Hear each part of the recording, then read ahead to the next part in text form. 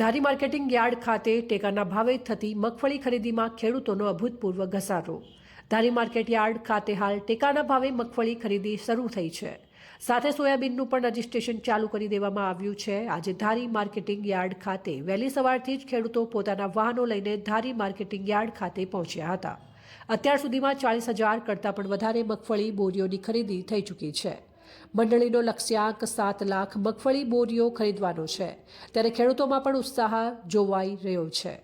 Reporter Aslam ગાહા, Rajula. નમસ્કાર।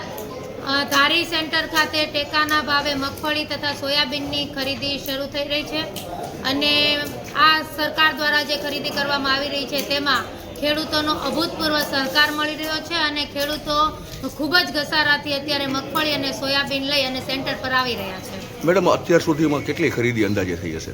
આજની તારીખ સુધીની ગણતરી કરીએ તો 40,000 બોરી જેવી મગફળી ખરીદાઈ ગઈ છે। સોયાબીનનું સેન્ટર પણ ચાલુ થયું છે। મગફળીની અંદર અત્યારે અંદાજિત અમે 7 લાખ બોરી ખરીદી ધારી સેન્ટરમાં થાય તેવી શક્યતાઓ દેખાઈ રહી છે।